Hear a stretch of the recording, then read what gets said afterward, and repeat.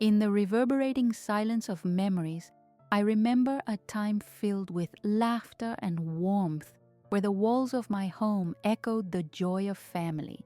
My earliest days of motherhood were woven with sacrifices, endless nights spent rocking my baby boy to sleep, brimming with love and a fierce protectiveness that colored every action I took.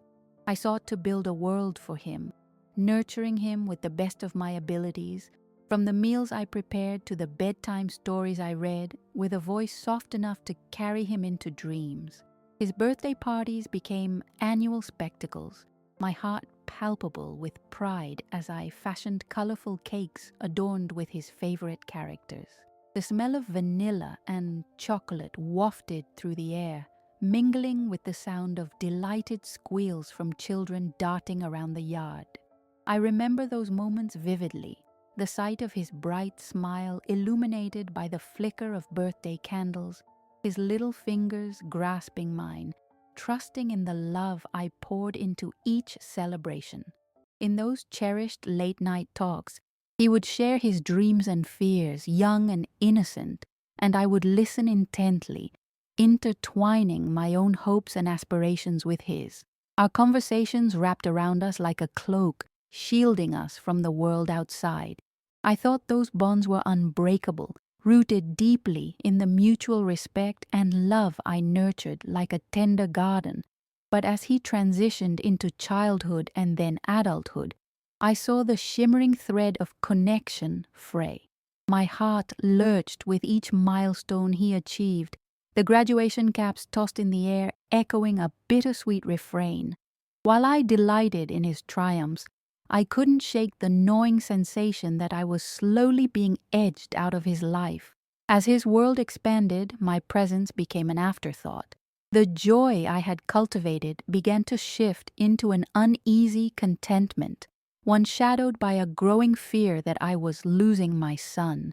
Evenings find me in the kitchen, my hands moving methodically as I prepare our family dinners, the clinking of pots a soothing soundtrack to my thoughts. I arrange the table with care, ensuring each place setting sparkles under the soft glow of the chandelier, but my heart sinks as I notice how often my son misses these cherished meals, caught up in the whirl of his busy life or the buzz of social engagements outside our home. Love seeped into everything I did, from baking his favorite cookies to engaging in school meetings where his achievements shone bright. Yet that same love now felt like an anchor, holding me steady as I watched him slip away inch by inch. I find myself tidying the house, the rhythmic motion of straightening cushions on the couch, a desperate attempt to hold on to the familiar, to cling to a semblance of what once was. An ache nests in my core, whispering doubts that he no longer sees me as a priority. His world has expanded, yet I remain in this confined space yearning for connection. The table that once felt like a sacred place, where laughter and conversation thrived, now sits as a painful reminder of the distance growing between us, one that I can barely fathom, yet keenly feel. And so it begins, this empty feeling, the premonition of strife gauged in the silence of my son's unspoken words as shadows creep into our once vibrant tapestry. I begin to brace myself, sensing that the winds of change are not favorable. I resolve to tend to this garden of our family with even more fervor, hoping against hope that the love I give will somehow bridge the widening chasm between us. If only I could find a way to reignite the vibrant connection we once held dear. The day my daughter-in-law entered our life, she was a vision of charm and enthusiasm, a fresh breeze that stirred the stale air around our family dynamics. With her welcoming smile and engaging stories, she nestled into our gatherings comfortably, and I remember feeling a flicker of hope. Perhaps she would be the perfect addition to our family tapestry.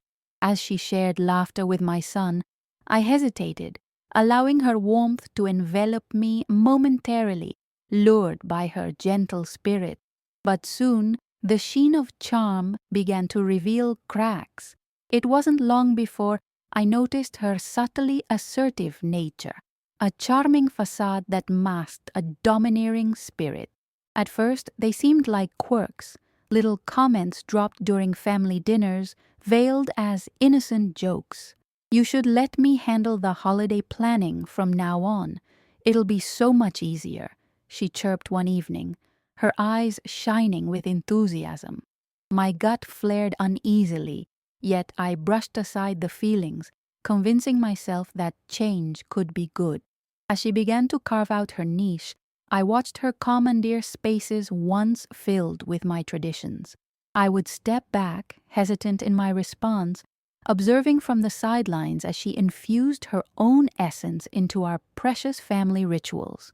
Our cozy Sunday dinners, once a sanctuary of connection, felt increasingly orchestrated. She glossed over my sweet potato casserole with an airy comment about how fancy it could be if only I'd whip up something more innovative. Each time she dismissed my contributions, I felt the tightness creep around my chest, the air growing denser with every word. The turning point came during one family gathering when my husband excitedly applauded her new ideas for a family Christmas that year. "We'll have new traditions," he declared, oblivious to the wounded pinch in my heart. I remained silent, a mere shadow at the edge of conversations that became increasingly loud and lively without me. How had I slipped so far from the center of our family life, my grievances caught in my throat, suffocating me? I tried to brush off my hurt with a strained smile, but inside, indignation brewed, a resentment that felt like a storm gathering above. I could see my son becoming enchanted by her, often nodding in agreement, though I noted the subtle shifts, the way she directed conversations toward the things she cared about, steering his attention from memories we held dear. Little by little, I felt that I was losing both my cherished family traditions and the comforting presence of my son in my home. I began to feel like an observer in a play unfolding before my very eyes, a stage entirely owned by my daughter-in-law. The subtle signs multiplied, intruding into my daily rehearsals of family life. One Sunday afternoon, I noticed my son received a message on his phone. Instinctively, I reached out to share a laugh over an inside joke, but she quickly intercepted, playfully nudging him. "You should ignore that. I mean, why would you want to hear from your mom when you have me?" Her jest hid an undercurrent of disregard, a command wrapped in playfulness that cut through my affection with a chilling snap. As days turned to weeks, the tension in the air intensified, subtly and surely overwhelming my once bright home. I sensed the shift in discussions. Family events became his exclusive domain, as my input turned into mere whispers lost in the noise. My daughter-in-law's comments, at first innocent, now felt like concrete blocks laid upon my chest, making it harder to breathe. I noticed that friends and family began to nod in agreement at her suggestions while dismissing mine. They would stare at me awkwardly, eyes wide with an unnameable pity, but rarely intervened. And for a while, I remained silent, bottling the pressure rising within me, only exhaling in private, quiet moments. It was becoming harder to mask the ache of being overlooked. My heart mirrored the part of the table I no longer occupied. I could no longer ignore the feeling of being pushed to the periphery of my own family, the warmth I had once known, thawing away into a distant memory. Alone, I swept the floor, teeth clenched tighter with each push of the broom. Each stroke felt like I was trying to sweep my fears and doubts away, but they refused to budge. I tightened my grip on the handle, willing myself to find clarity, to remember the joy that once shaped my motherhood, even as it flickered beyond reach. Determined not to show weakness, I resolved to continue nurturing my son, even while feeling unanchored. I baked more of his favorite treats, stood tall at social gatherings, smiled and laughed. My facade, strong but hollow, armed me against the inevitable confrontations of change.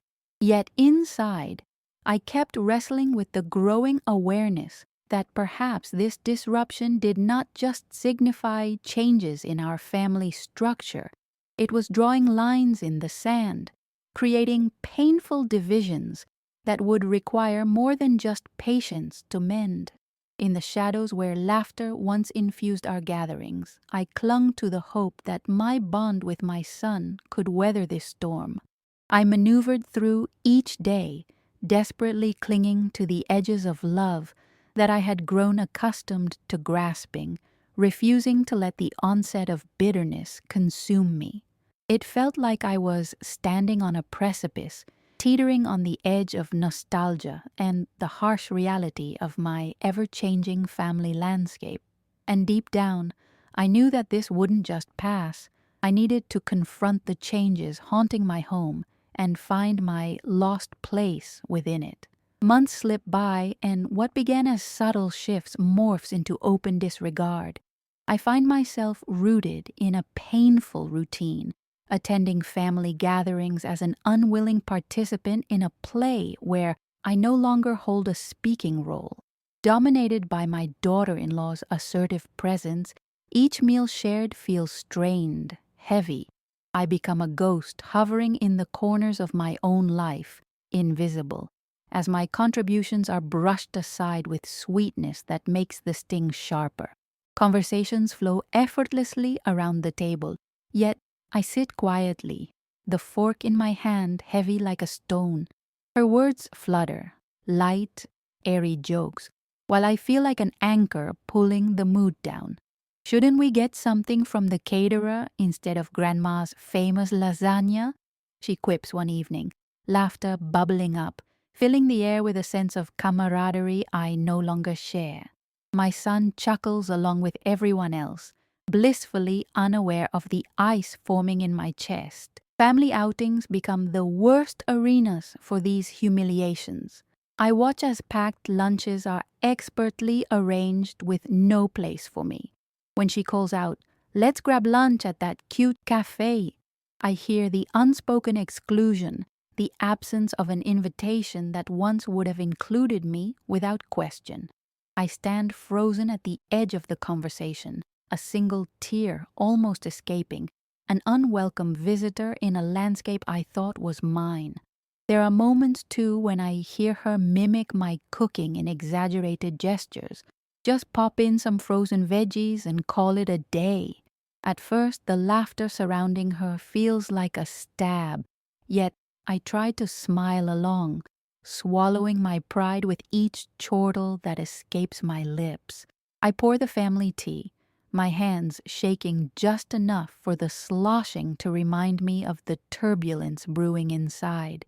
Every shift in mood invites scrutiny on me, the quiet, unassuming mother pushed aside while they giggle over trivialities. The constant brush-off becomes a painful reality, each meal a battleground of emotions. In my heart, heavy walls are constructed of professional deformation, of hurt stacked upon hurt, silently burying the love I once felt was mutual. I continue to cook and prepare, my heartstrings tethered to the hope that maybe one day my presence will be welcomed again. But instead, I witness strength eroding around me like a tide that won't return. When I express my plans for a holiday gathering, it feels like shouting into a void. "I'm thinking of hosting Thanksgiving this year," I say confidently, hoping against hope to rebuild something. "We need to return to our roots." She laughs lightly, the sound airy yet weighted all at once. "That sounds cute, but we were hoping to go away this year." The crushing rejection leaves me breathless, my vision slightly blurred from both anger and disappointment. The approval of my husband falters, the familiar warmth now replaced by a cold chill as he shrugs nonchalantly. These humiliations sink deeper into the seams of my existence, each jab piercing my pride, my identity entwined with the role I've cherished. I bake and prepare with the same fervor, but my heart races with the difficult truth that my efforts have become thankless and overlooked. When I stand over the kitchen counter, kneading dough or preparing soups, I feel the scars forming, layers of bitterness hardening around the love that once lit my heart. Mornings become harder. The golden light streaming in serves as a stark reminder of the relationships I cannot nurture or protect. I reflect on the sacrifices I made, on sleepless nights and endless toil to provide my son with every opportunity, only to now feel like an intruder in his life. I often catch myself standing by our family photos, fingers tracing faces filled with joy and innocence, remnants of a time when love felt unshakable. But now, even those images feel slightly altered, shadows creeping in as the laughter they once captured becomes a haunting reminder. In my heart, frustration mingles with sorrow. The discontent settled deep within quickens my resolve. I must redefine the boundaries I had erased by pouring my love so freely. I cannot continue allowing myself to be humiliated silently. With each day, the weight of my silent struggles accumulates, layering heavier over me until I know I can endure it no longer. I begin to draw up a plan, piecing together the moments where I could reclaim glimpses of authority, where love for my son could suffice to demand respect. The path will not be easy. I will need to choose my words carefully, observe the dynamics, and calculate my timing. Building back my dignity feels like climbing a mountain through uncharted terrain filled with snares and obstacles. As I stir pots in the kitchen, breathing in the familiar spices, I whisper a silent promise to myself. I will not be buried beneath the weight of these humiliations any longer. Strength swells within me, igniting the flame anew, one that once fueled my motherhood. With each simmering pot, I create a plan to gently confront and reclaim my place in my family before it slips away completely.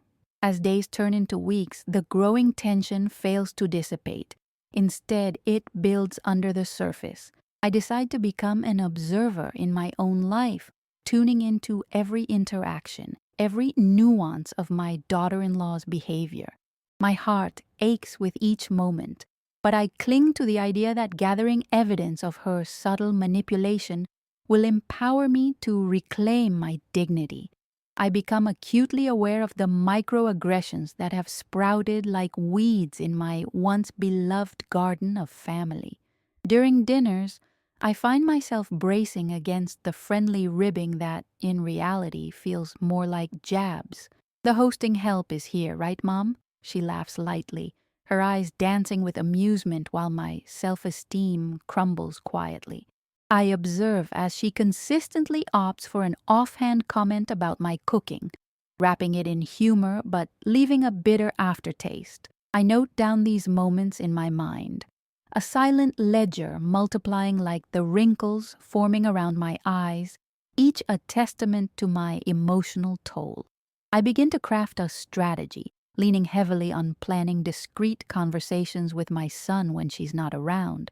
I need to reinstate the dialogue that has become forced, the communication that once flowed easily between us, untainted by the distractions of a controlling spouse. I tread carefully, choosing my words with precision, as if they are gems to be uncovered, polished, and carefully laid before him. Our afternoons together arrive like tentative blossoms finally peeking through winter's frost. Remember how we used to make your favorite lasagna together?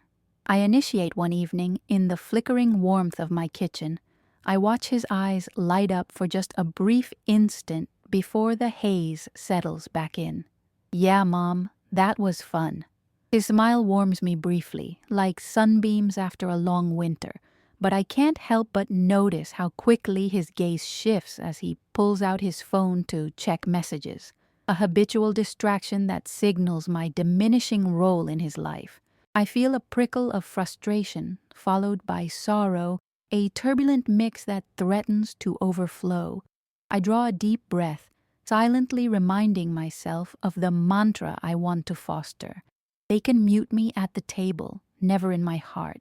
I arm myself with little anecdotes, creating a gallery of shared experiences to draw upon when the moment feels right. The words simmer on my tongue, and I pencil a few lines into my notebook, my cautious script to lead the way through these conversations, to introduce my concerns gently, to find the cracks wide enough to slide into the light. Yet, beneath my resolve, a current of anxiety pulses. There's an element of gaslighting lurking in the atmosphere, a distortion of reality that taints my perception.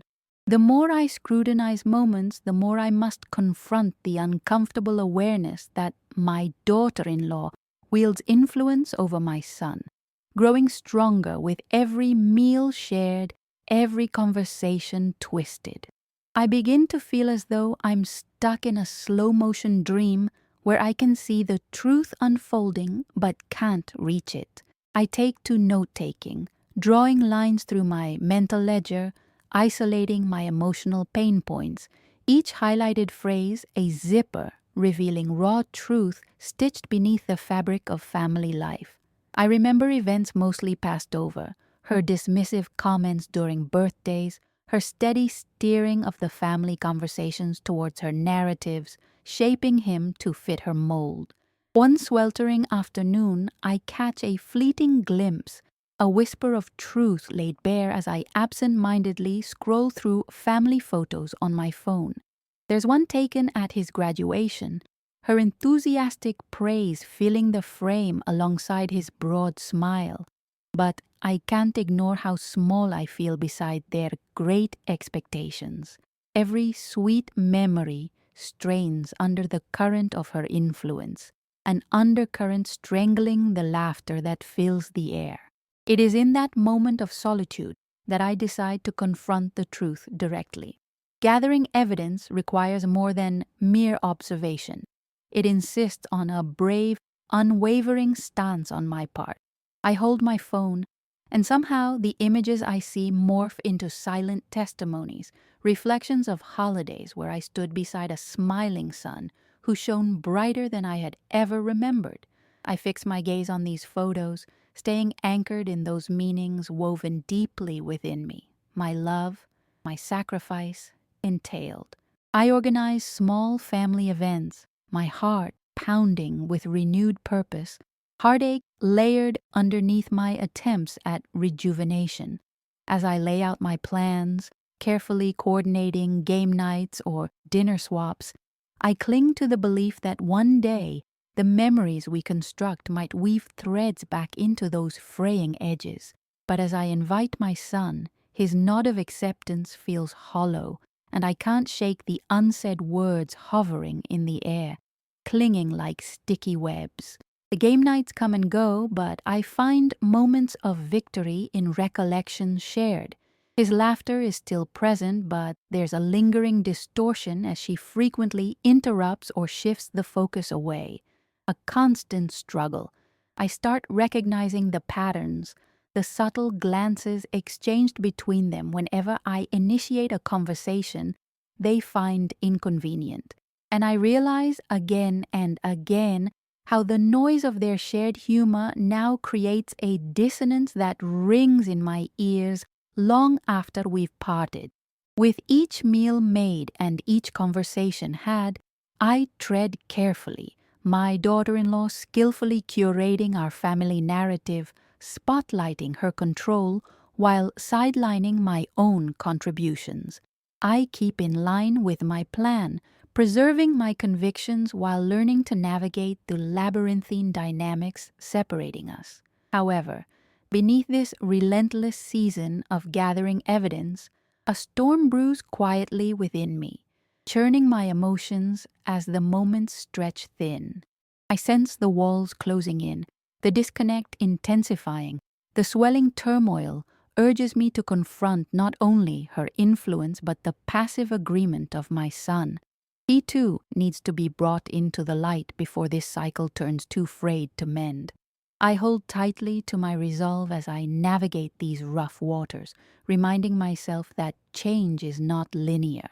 It requires effort, steady palms pressing forward against the magnetic pull of silence. The time for confrontation will come, when the weight of my love and dignity will preclude the overarching influence seeking to erase them. I feel the flame within me flicker, fueled by the understanding that I am not just fighting for myself, I am re-establishing the mother-son bond that was my lifeblood. The plan is well underway.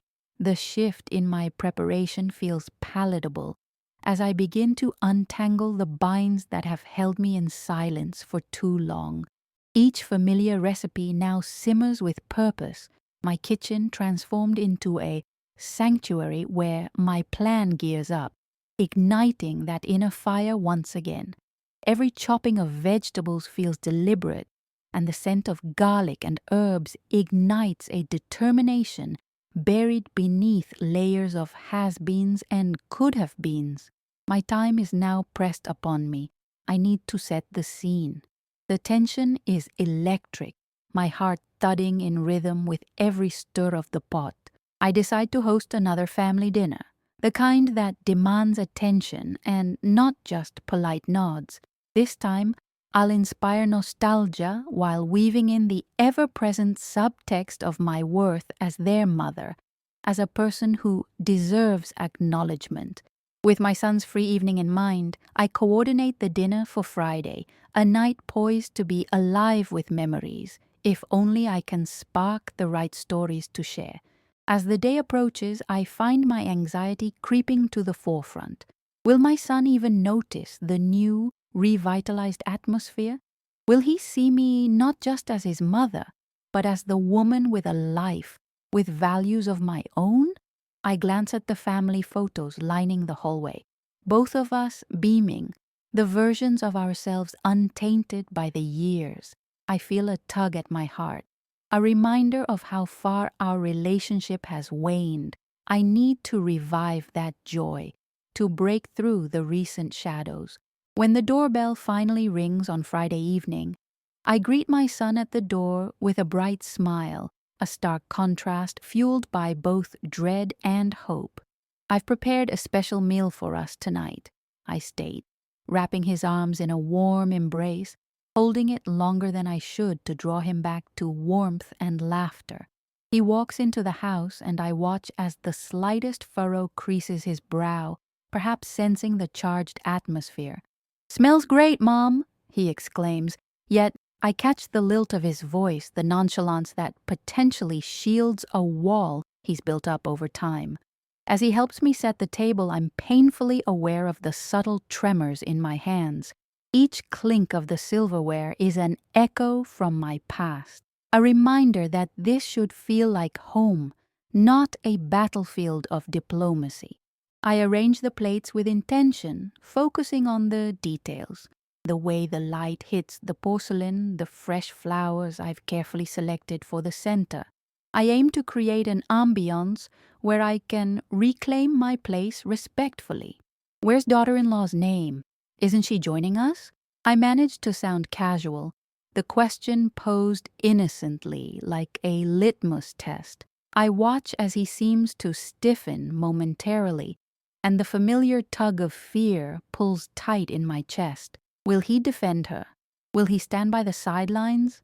"Oh, she's busy with work tonight," he replies, the words tumbling out as if they've been rehearsed all week by both of them. My heart sinks slightly, knowing she'll be brought up like an unwelcome guest, but I push on, deepening my resolve to reclaim our shared history. As we sit down to eat, the chatter flows smoothly. I pull from our shared memories, our family rituals, his childhood treasures, recounting the time we'd spent biking around the neighborhood or baking cookies for school fundraisers. I reinforce the bonds by humorously exaggerating moments, hoping to invite him into the laughter, hoping to pull him from the shadows and back into the warmth of family. He shares a story about his job, and another layer of our past unfolds, echoing with warmth until I sense him leaning back, an invisible wall re-establishing itself. Midway through dinner, I take a deep breath, channeling my determination as I take a step further into the conversation. You know, I was thinking it would be nice to have you both over more often. I miss those moments we shared, just us. The weight of that statement hangs heavy in the air, a tangible declaration of my longings. His brow furrows slightly as he stirs the vegetables on his plate as if avoiding eye contact were a defense mechanism. I will, Mom. The words feel empty, wrapped in the noise from the outside world, echoing of promises unfulfilled. Yet, I on the brink of gathering my strength through the subtle shifts of the evening. I can no longer ignore the fluttering emotions, the reality she cultivates around him. I know things have changed a lot with daughter-in-law's name in our lives, but sometimes I feel like, I don't know, like I'm not heard or appreciated anymore. It's easy to feel lost, you know? The moment my words hang in the air, I feel the temperature drop slightly. What do you mean? He replies, a hint of defensiveness edging his tone. I can feel a storm brewing in the room, his attention shifting. It's as if I've triggered something I had long feared. I'm just saying that I'd like to hear your thoughts, your ideas about us. You deserve to be a part of your own life, I assert carefully, feeling borderline vulnerable as every breath I take becomes charged with underlying truths begging to be let free. Before I can respond, he shakes his head slightly. Mom, come on. She's just trying to fit in with the family. There it is, the protective urge, heavy with unspoken accusations that ricochet within me. I grit my teeth, preparing for the evasive answers that deconstruct reality yet again. I understand that, sweetheart, but fitting in shouldn't come at the expense of our bond. None of this is easy for me either, but I don't want to lose you to someone else's influence, I say, my voice steady even as the threads fray. In that instant, the shadows on his face become more pronounced. I was staring into the quagmire of his emotion, as my words seemed to spark something buried deep within him, something perhaps he had chosen to ignore, along with the significance of our connection. He finally looks up, our eyes locking for the first time in what felt like ages, the silence enveloping the room.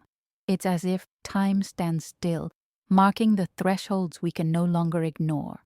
I didn't realize, he begins, hesitating as I hold my breath. I didn't know it felt that way for you, he admits finally, guilt creeping in along the lines of his forehead. It's a small chink in his armor, yet it's enough for me, an entryway back into his heart. It does, sweetheart. I love you both, but I need to feel seen too. I'm your mother, not just a spectator in my own home. I plead gently, my heart now exposed. With each passing moment, the air thickens, but I remain steady, waiting for the trust between us to begin growing anew. I can virtually feel him sitting further from the table of our shared lives, but with hope stirring within me, I lean into the silence, trusting that perhaps he can sense our bonds beginning to realign. As we finish dinner, surrounded by remnants of our shared tales, I wonder what lies ahead, what twists our family's paths will carve. Together, we make our way to the living room, but I know from stars that have long navigated their paths that the battle is far from over. The battle for respect, recognition, and dignity has only just begun, but I feel ready, anchored by love and determination once more. And outside, a whisper of wind rustles the trees, carrying with it the promise of possible change, a new beginning enveloping our fragile narrative. The days following our dinner linger like sweet perfume in the air, memories of laughter sharpening with the understanding that forging connections anew is vital. I feel a renewed energy coursing through me after our talk. The bond with my son feels less fragile, but the journey requires persistence and delicate maneuvering as I navigate the looming shadows of my daughter-in-law.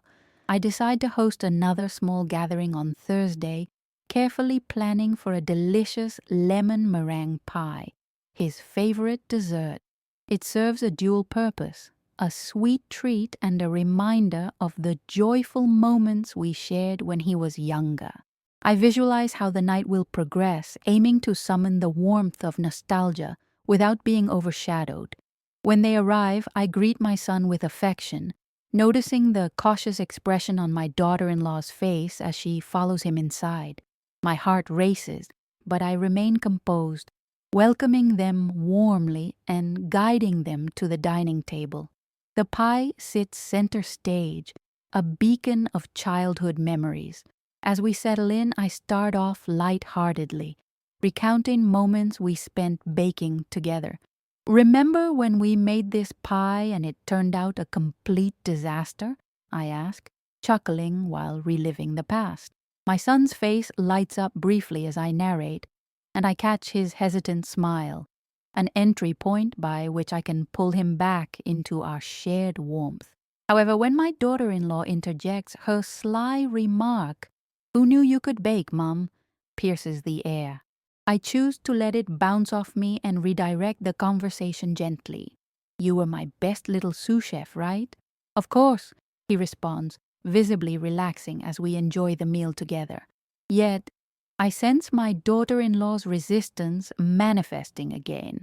Her posture stiff as the balance of the conversation teeters precariously.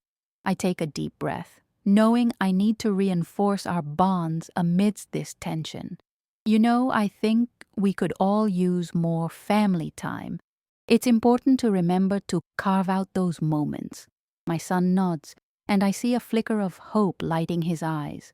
"Game nights could be fun," he muses, encouraging me to nudge further into the discussions about family unity. "Let's revive those nights," I declare with enthusiasm, aware of my daughter-in-law's discomfort in the corner of my vision. "You two should take charge of our next dinner. I'd love your ideas on themes.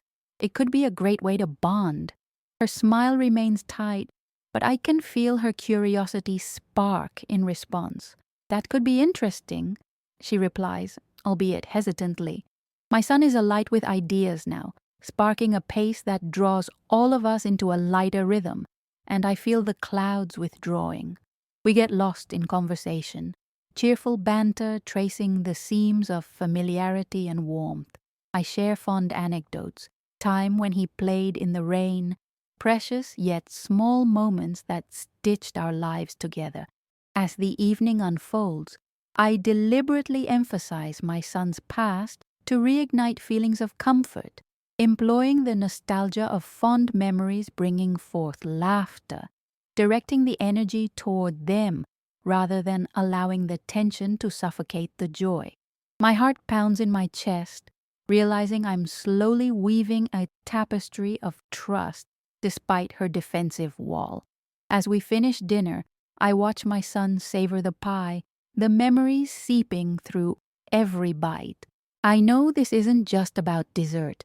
It signifies connection, reclaiming our bond with simple, timeless gestures of love. "Let's do this again soon," I say, pulling both of them into a warm embrace. "I love being together." My voice is steady, an offering meant to reassure them while strengthening the threads that bind us. Each hug a promise of intent. Walking away from the table, I feel a shift and know we've taken steps toward nurturing our familial roots. The occasional rumbles of discontent in my daughter-in-law's demeanor linger, lurking like shadows, and I acknowledge that all my efforts have begun to breathe warmth back into our lives. But as I bask in the glow of hope that lingers, I also brace myself for the stark reality that this is just the beginning. The family dynamics aren't easily undone, but I'm fueled by love. Motivating moments like this inspire me to push through and confront what simply can't remain unspoken. The winds outside whisper through the trees, carrying promises of change. I tread into the unknown with optimism, ready for what lies ahead, knowing the journey will demand persistence and strength. But I have found my voice and placed stakes into the soil of our relationships, determined to nurture the roots of family, to stand firm against all the storms that may come. Each step forward, each bound of love rekindled, leads me toward clearing the darkness, ensuring my dignity is no longer overshadowed. The approaching weeks unfold like the soft layers of a delicate pastry, each moment both sweet and precarious.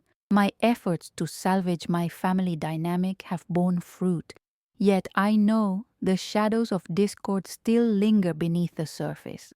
On a Sunday afternoon, our scheduled family dinner lifts my spirits, filled with anticipation, as I prepare comfort food to nurture our fragile bonds. As I chop herbs in the kitchen, their vibrant scent invigorates me.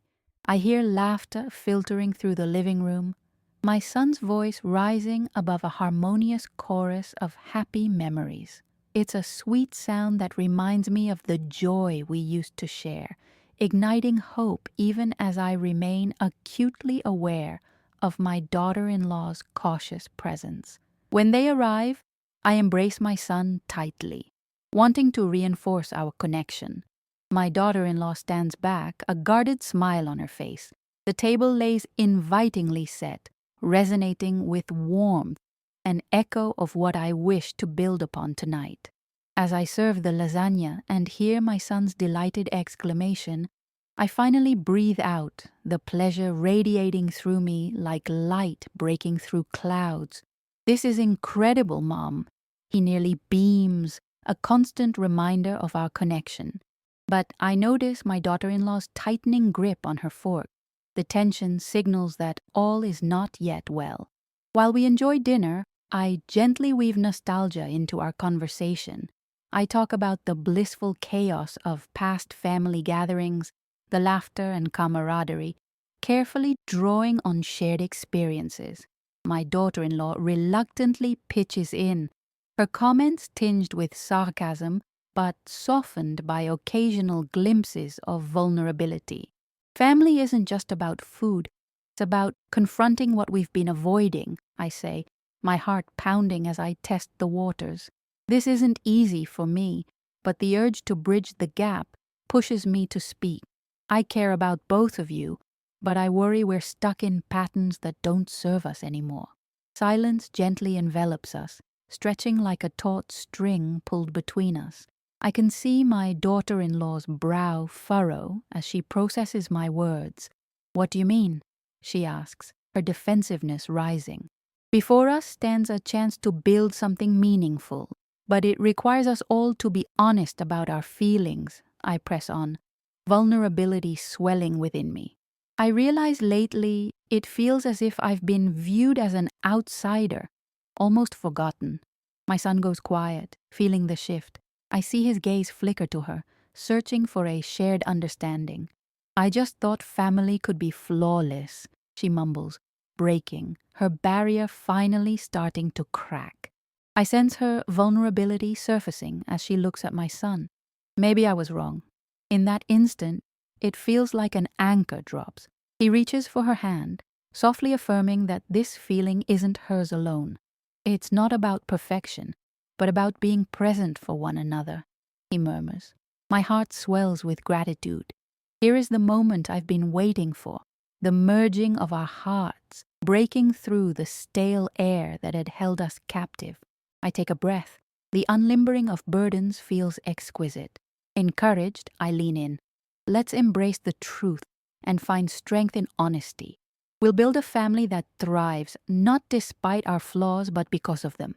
We can learn to be seen, valued. The warmth creeps back into the room, wrapping its arms around us as the air shifts.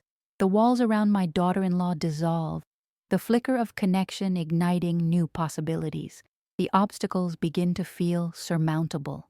I believe we can find joy amid the messiness, I say, extending my heart into the open space between us, and cultivate love beyond what we ever imagined possible. My son nods vigorously, a smile rising as he envisions the family we can build together. The laughter washed away the remnants of tension, allowing healing in its wake. In that moment, the foundations of our unity settle securely, choosing love and acceptance over old wounds. I have discovered my place in this family narrative, one well worth the struggle, where dignity flourishes amidst our shared story. The night blossoms into a new beginning, vibrant with the promise of reconciliation. We are rekindled by love, standing united against whatever storms might come next, firmly rooted in understanding, respect, and belonging.